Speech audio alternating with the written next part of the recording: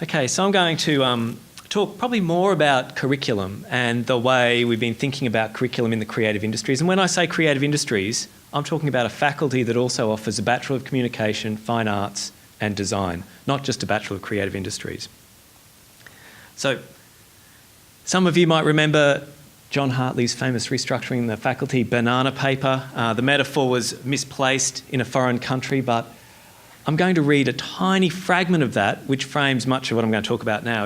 He spoke about creative industries in the faculty intentionally crossing the boundaries of various disciplines, exposing students to new ways of thinking, equipping them with critical thinking skills to navigate a highly uncertain future. In addition, the faculty will expand its international network and explore new opportunities for student exchange and staff secondment to facilitate greater knowledge sharing. So I'm really going to talk about beyond the creative industries. I'm not going to get caught up in debates around culture, BFA, arts, all the rest of that.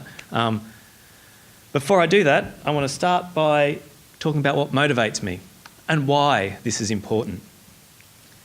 The students who are entering our programs next year could very well be sitting in this room in 2050 as associate professors and professors discussing the future of the faculty.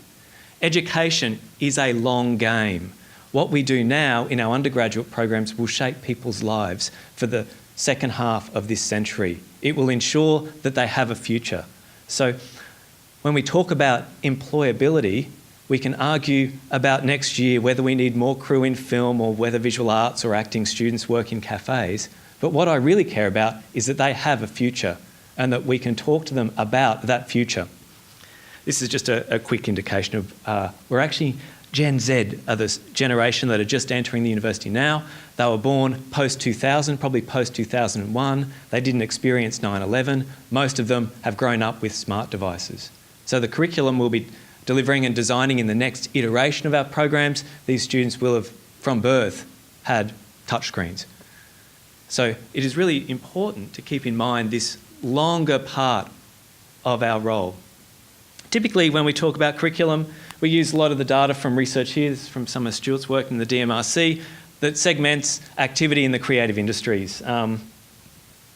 This is from the most recent data showing design, by far design is the largest part of the economic activity in the broader creative economy, in the creative industries. And as Terry noted, does that include or not include software development is a good question. It does in this data, and I'll come back to this very observation when I move along a bit. Instead of looking at the creative industries this way, I'd like to think about it differently. I'd like to throw out the definitions of advertising, visual arts, acting, drama, architecture, and think about it from the perspective of abilities, knowledge, and capabilities. So from the very earliest stages of discussion around the creative industries, even in John Hartley's first discussions about this precinct, there was an understanding of creative clusters. The literature on creative clusters is fairly clear about the way knowledge and new knowledge is generated through competition and collaboration in geographically proximate activity, and that there are often spillover benefits to a broader economy. The indicator that's the most interesting to me doesn't really successfully measure the creative industries. It's actually the Index of Economic Complexity, which Australia does terrible at. And as you know, you just have to look at the Australian economy. We make most of our money from pretty low knowledge intensity industries. We dig stuff out of the ground, we farm stuff. We don't really have a knowledge intense economy. And the Index of Economic Complexity measures this. It measures how knowledge is accumulated, transferred and preserved and embedded in networks of individuals and organisations that put that knowledge to productive use. What's important in this work is that it isn't just the knowledge complexity or that knowledge intensity, it's that a society needs an increasingly complex economy to hold on to that knowledge. So knowledge-intensive products require complex ecologies of partners to continue that knowledge and sustain that knowledge into the future. And this is really important when thinking about the creative industries and our role. A couple of pictures from some things we're doing. The Design Robotics Hub, which I'm sure Corey will talk about briefly, is a great example of a research project where we are increasing the knowledge intensity of a local sector, where artists-led research that's combining with computer vision, robotics will have spillover effects into the broader economy at Northgate, where there is a whole ecosystem of manufacturers. Similarly, we have other projects around us, from some of the work some of our graduates are doing on robotics in camera systems through to the systems we are setting up ourselves here to do virtual production. So when we think about education and capabilities, it is actually easier to not name a discipline.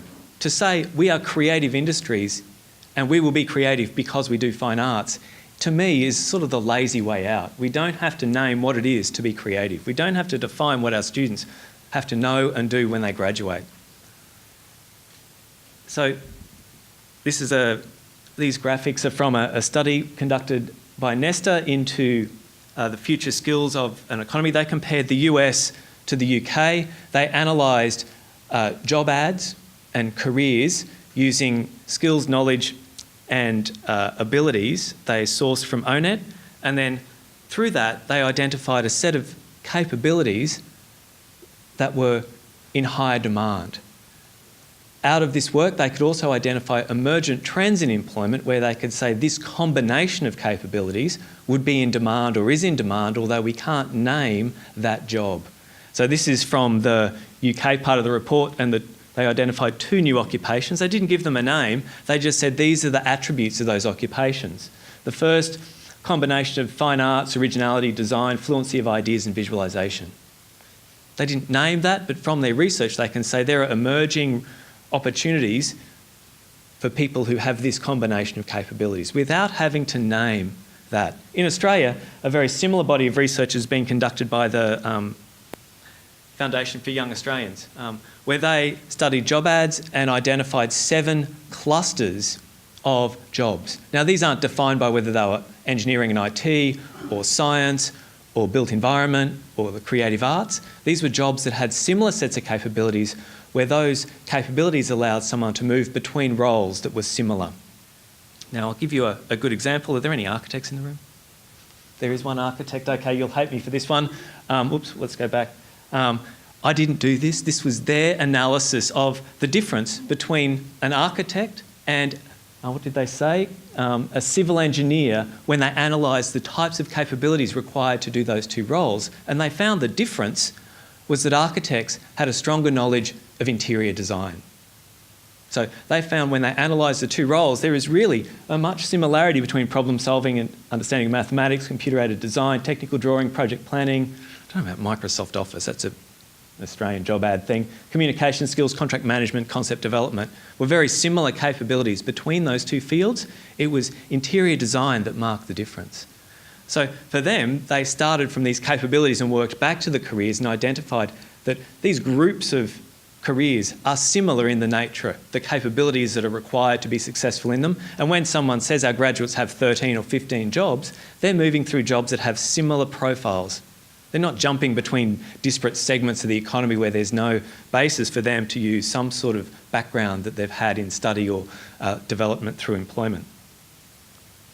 The other slide, which I'm only going to show very quickly because I'm going to come back to some of the research they did into what people will be doing in work into the future and the things that they'll be doing more of. And here what is significant is the increasing time spent on problem solving, which could be described as non-routine cognitive work, those things that I can't automate, critical thinking and judgment, things that are much harder to automate, where we need to understand ethics and make decisions based on our values, morals. More time using science and mathematics skills. Now, this is my provocation to the creative industries, in that we're more than willing to tell the rest of the university they need to be creative, but we're less than willing to integrate STEM curriculum into our degrees. And finally, more time in verbal communication. But we'll come back to some of that. Terry mentioned the degrees in the country. There are a number of universities, I'm not going to talk too much about them, but what's unique about the Australian Creative Industries program, the Bachelor of Creative Industries and the Masters of Creative Industries, is that it exists in the base name of the degree. In every other country, it's a Masters of Arts Creative Industries or a Bachelor of Arts with Creative Industries in brackets. In Australia, we've used it as the broad field of education, which is very significant. It's impossible to compare an Australian Bachelor of Creative Industries to the creative industries programs that might be run at postgraduate in the UK or somewhere else.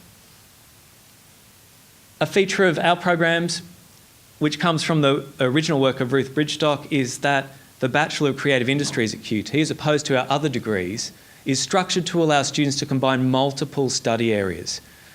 The other degrees, even in John Hartley's framing, were specialist degrees for students who wanted a detailed or in-depth study of fine arts. By the way, fine arts didn't exist before John's era either, yet he's celebrated for creative industries. Only a comment there, sorry. But we didn't have a BFA before John Hartley either. So in the BCI, we see this. And what we see from analysing combinations, and this is, I did this about 18 months ago, we've looked at the way students select those majors and put them together. And this is one of the more popular combinations, which is interior design and interactive and visual design. We hear from employers that they're looking for experienced designers who understand both how people move through space and the way people interact with digital technologies, whether they're designing services within the context of a hospital, a bank, or a university. These combinations of skills our students are finding their way towards before we put them together into a degree. The common experience in most of the Bachelor of Creative Industries across the country draws upon the work, the Foundation for Young Australians, in that it relies on developing enterprise skills. At one point, we were being provocative and suggested we rename our degree to the Bachelor of Creative Enterprise, specifically because that pivoted from defining here is a sector to we're going to think about what are the capabilities. We're doing that as a provocation during the development. But most of the creative industries programs have this array of material covered in the common units. The part that I really want to point out here is entrepreneurship. This is from the Universities of Australia, recent study into entrepreneurship and universities. It's a bit hard to read here, but what's interesting, the top 3 fields where graduates from different levels of degrees, whether it is a vocational program or high school, all the way through to PhD, content and media come up as one of the top 3 fields in which graduates establish startups.